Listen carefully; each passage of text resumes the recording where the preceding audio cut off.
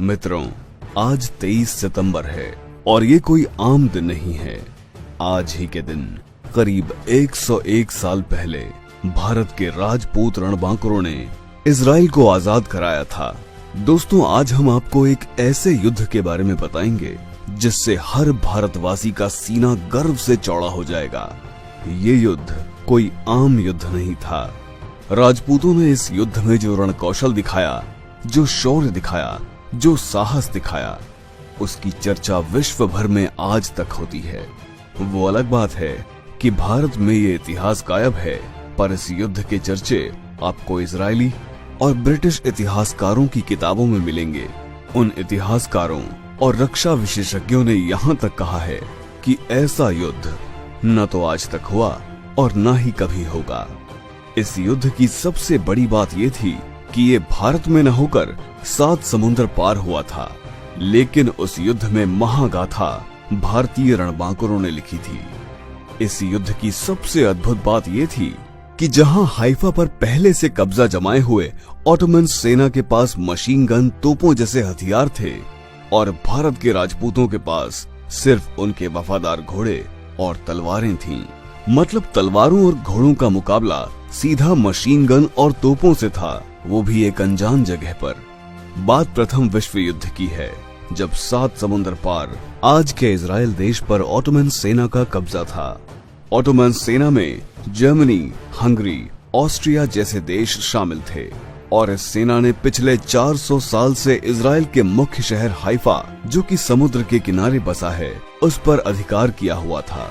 अंग्रेजी सेना ने इसे छुड़ाने के बहुत प्रयास किए, पर हर बार शिकस्त ही मिली। इसके बाद अंग्रेज अधिकारियों ने भारत की घुड़सवार सेना से मदद ली। उन्होंने जोधपुर महाराज सर प्रताप सिंह से इस युद्ध के लिए देश की सबसे ताकतवर घुड़सवार सेना जोधपुर लांसर्स को भेजने की बात कही। आगे युद्ध में जो हुआ उसको आप इन कम और सरल शब्दों में समझिए। सबसे बड़ी बात ये थी कि ये जंग प्रथम विश्व युद्ध में राजपूत रणबांकुरों व ऑटोमन सेना के बीच लड़ी गई थी। इसी युद्ध के चलते इजराइल आज भी भारत का आभारी है। उन राजपूत रणबांकुरों के कारण भारत और इजराइल के रिश्ते आज इतने मजबूत हैं। ये विश्व की पहली और आखिरी जंग थी जिसमें तलवार और भालों से सज्जित घुड़सवार सेना का मुकाबला ऑटोमन सेना की मशीन गन और तोपों से हुआ।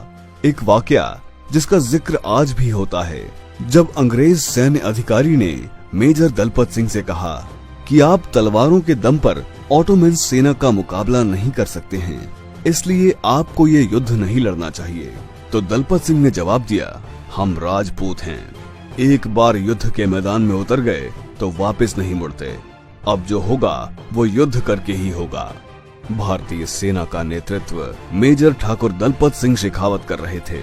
दुनिया में राजपूतों से बेहतर और बहादुर कैवलरी चार्ज कोई नहीं कर सकता, और राजपूतों में भी मारवाड़ के राजपूतों से बेहतर कैवलरी चार्जर नहीं हुए।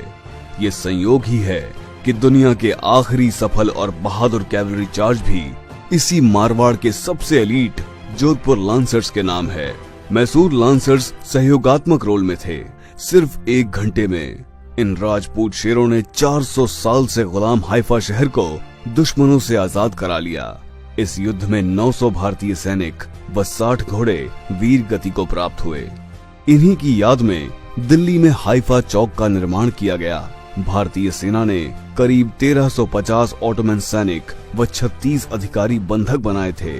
आज भी इस युद्ध की याद में इजराइल में हाइफा डे मनाते हैं, जिसमें भारत से भी शहीदों के परिवारीजन या जोधपुर राज्य के वर्तमान महाराज गज सिंह जी श्रद्धांजलि देने जाते हैं। ब्रिटिश इतिहासकारों का कहना है कि ऐसी शौर्यपूर्ण जंग न तो पहले कभी लड़ी गई और न ही कभी लड़ी जाएगी। राजपूतों के पराक्रम ने बहादुरी का एक नया आयाम लिखा था। आज भी हम इतिहास के सबसे बड़े सूरमाओं को इस हाइफा दिवस पर शत शत नमन करते हैं। जय हिंद, जय क्षात्र धर्म, वीर भोग्य वसुंधरा।